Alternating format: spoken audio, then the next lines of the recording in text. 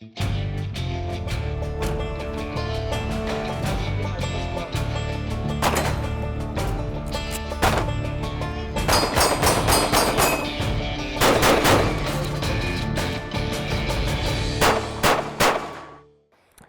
how you doing, guys? I'm Painchaud with the Sig Sauer Academy. I want to talk to you a little bit about holdover and offset, specifically with an AR type of setup or any really rifle setup and a red dot. Whether you zero at 50 yards or 25 meters or somewhere in between or past that, doesn't really matter. Wherever you zero, it's really important to understand your holdover and offset. So when you're working in ranges of, say, 25 yards and less, you understand where you need to hold to get an accurate hit.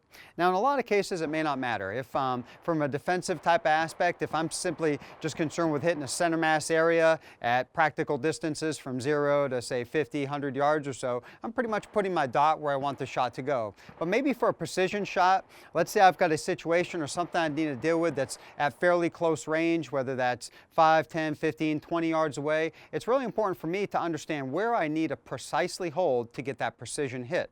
Now, what I mean by all this is your bore line. So my bullet right here, my bore line is down here. Now my red dot is up here. So the difference is somewhere around 2 1/4 inches or so. So I've got about 2 1/4 inches of offset. So at this distance, right now I'm about 3 yards away from a target. So at this distance, where I hold my dot from where the shot goes, the dot's here, my shot's going to be low, whatever that distance is. So it's important for me to understand that. Where I personally zero, I zeroed this rifle at 50 yards. All right, so at 50 yards, my dot and my bore line intersect. So point of aim is point of impact at 50 yards with my rifle. So at 3 yards, it's important to understand where I hold where the shot goes. So a little drill I'm going to do, we're not really a drill, more of a little zero or warm-up, is going to be at 3 yards. Downrange, what I've got is I've got one of our defensive targets, and in the upper right-hand side of the target, there's a little donut. What I'm going to do is I'm going to shoot 5 rounds here in just a second at that donut. I'm actually going to put my red dot in the center of the donut, so I'm not going to compensate for anything. I'm going to simply put my red dot in the center of that donut here at 3 yards, and I'm just going to slowly press off 5 shots and see where they land. What we should see is a 5-shot group just low of that circle. And then I'll explain from there what we do beyond that. So I'm going to go ahead and load up and go ahead and try that drill out.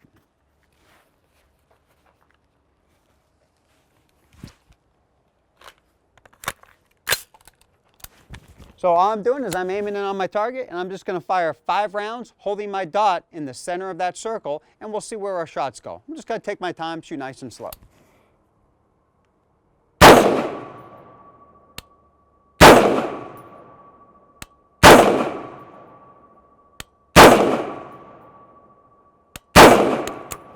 So I just shot 5 shots.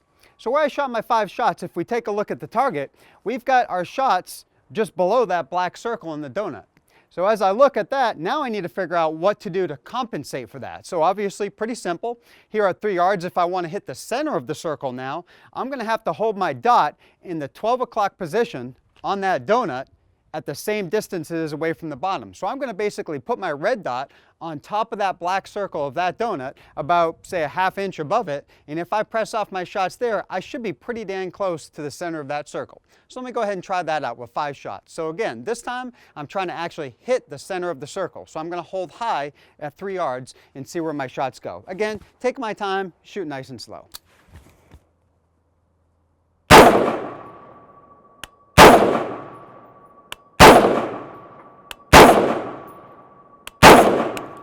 So 5 shots right there. So I'm pretty close to the center of that circle. So from right here, 3 yards away, I understand my offset now and my holdover. Now, I understand it for 3 yards. If I take that target, move it back to 5 yards, 10 yards, 25 yards, that's going to make a difference. Like I said, I zeroed this rifle at 50 yards. So at 50 yards, which is the length of this range, where my dot is and where my bullet impacts is the same.